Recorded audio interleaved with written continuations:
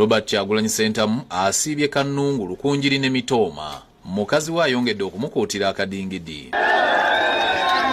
Bakazi banyu kufeera mu irwaliro bari kuzaala.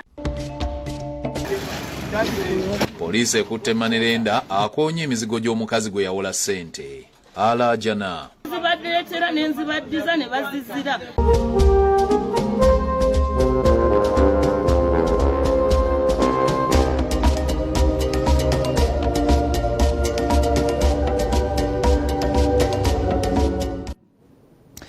Weewaawo munnaffe agataliko nfuufu mu bujuvu bwago olunaku olwaleero katutandike ne President Yoweri Kaguta Museveni akomekkereza okunoonya akalulu mu bitundu eby'e Rwenzori. Kakati eno gy'asenzedde n'alambika lwaki gavumenti ya Uganda egenda kuzimba enguudo mu ggwanga erya Democratic Republic of Congo. Katulabe ku bisingawo ku nsonga eno. Akwatidde ekibiina kya NRM bendera, President Yoweri Kaguta Museveni asibye mu disitulikiti y'Entoroko ne Bundi Bujonga anoonya akalulu. Akamuza mu ntebe asanze enkuyanja y'abantu bamulindiridde ku makubo okumwaniriza. Districts zino okuli ey'Entoroko ne Bundi Bujo ziriraanye eggwanga lya DRC. Era abeeno bagamba nti basalawo kuwagira NRM olw'ensonga nti yalinnya ku nfeete abayekera aba ADF abaalinga babatta nga basinziira mu bibira by'e Congo. But currently, as we talk now, for the last 10 years, we have not had any attack from ADF. And of course, we have seen there is more money which is coming for cocoa to the 1 inch. And I think the kilo right now, because we are stable, there is stability in it. Abakulembeze beno nga bakulembeddwa mu minisita omubeezi ow'obutebenkevu Christopher Kibazanga bagamba nti okusoomoozebwa kwe balina kwa mataba agava ku booga kw'ennyanja mu Tanzige nga kati baagala ne disitulikiti ey'e Bundi Bujo eyawulwemu disitulikiti 2 empeereza ennungi yeeyongera okubatuukako. Ndera district is justifiable on 3 reasons. 1, the area is too big. We have floods. Lake Albert is flooding. It's pouring water all over the lakes. One sub-county is 100% submerged. President mu kwogerako gye bali akolokosa abantu abasimbira ekkuli okuzimba enguudo e Congo nti bano boogeza butamanya kubanga Uganda yeetaaga akatale k'e Congo ne Africa okutwaliza awamu ng'ensalo obusalo teyinza kulemesa kuzimba nguudo zitwala byamaguzi byabwe. Kyamala kyabanagamba kunagize tukole enguudo za Congo abo tubakitwata kulungi betu nimanya ngu Congo kwe kuba kurungi n'ekyo tuba kurungi omu ideology yitu eya Pan-Africanism okurora Africa yona East Africa Congo abo bantu baitu ezo nsala bajungu nubazitereho ogambera ba parliament abarahano bakabano banjuma mu parliament nyoba ikana banjuma nyoba Parliament banjuma. Olw'ebirungi Museveni byabakoledde naddala okuleeta obutebenkevu abasabye obutawuliriza bannabyabufuzi abaleekaanira mu Kampala wabula basigale ku nnono ya NRM. Mbwena abo abakulya ebyezire tebakumanya ebikuruga nibavuga hanguuto tebakumanya enguuto izarugire amasanyalazi nibaliraho enjayi Museveni era asuubiza okubayambako okuzimba amakanisa olutindo olw'Entoroko wamu n'okubazimbira ekkolero eryongera omutindo ku byamaguzi byabwe. And Bundi Bujo, about those little places, kanisa, those are small things.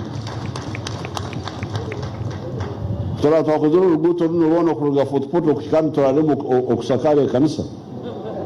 Robina Nantale yakusakidde eggulire lino ku Lwabukedde TV.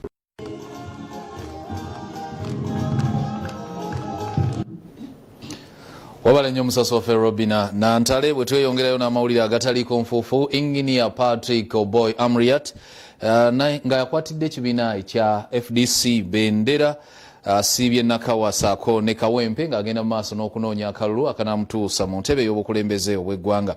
Mu bifo ebimu poliisi ekubye tiyaggaasi mu bawagizi ba Amriat okubagumbulula. Ebisingawo katubirabe mu ggulire lino. akwatidde ekibiina kya FDC Bendera Engineer Patrick Oboy Amuriat okunoonya akalulu akutandikidde mu bitundu by'Entinda ng'eno agenza awuubira ku bawagizi be wakati mu kuyisa ebivvulu.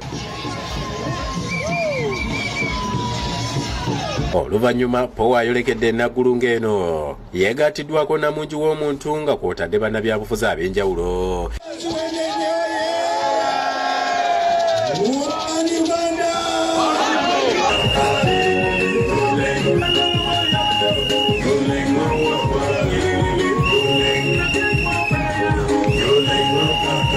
Abadde yakatandika poliisi n'emusalako nga bw'emulagira amakubo ag'okuyitamu awatali kumukkiriza kugenda ng'ayisa ebivvulu.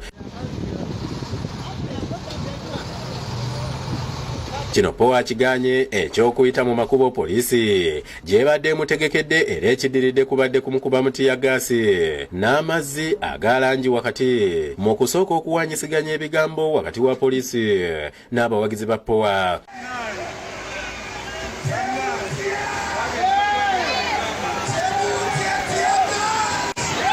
Wano emmotoka ye ekonye akafunvu omupiira ne gutuula. Luvannyuma Power ayolekedde Nakawa gye batalaaze mu bitundu ebiwerako omuli Kitintale, Mutungo, Biina, Butabika, Luzira n'ebirala nga yonna bakira poliisi wajja ekigere weekizza.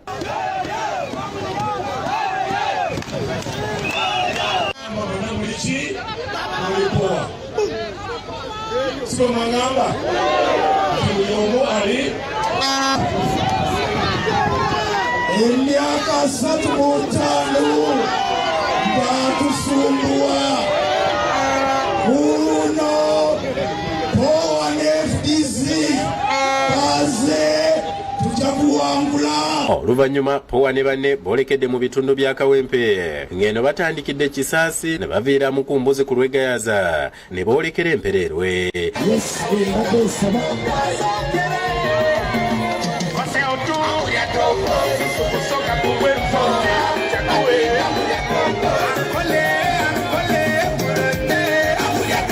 Kyokka eno nayo poliisi emukugira okweyongerayo.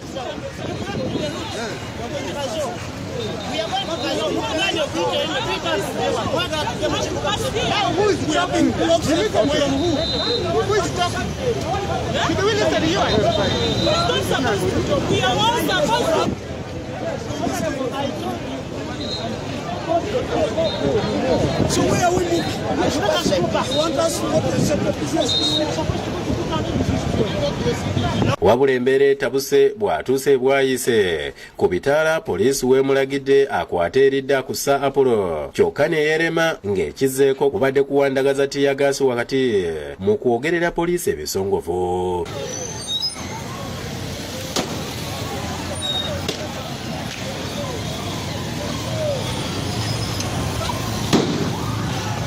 Wano waliwo omusirikale wa poliisi awonedde watono okukubwa banna abakuuma Power bw'abadde agezaako okubasikaasikanya asobole okutuuka ku Power.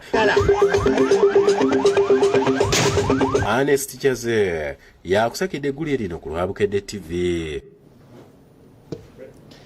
Kale bintu bya kunoonya kalulu era tugamba nti tukyalina mawulire mangi nnyo agataliko nfufu. Kasooke tuwumulemu katono tukomewo n'ekitundu ekyokubiri.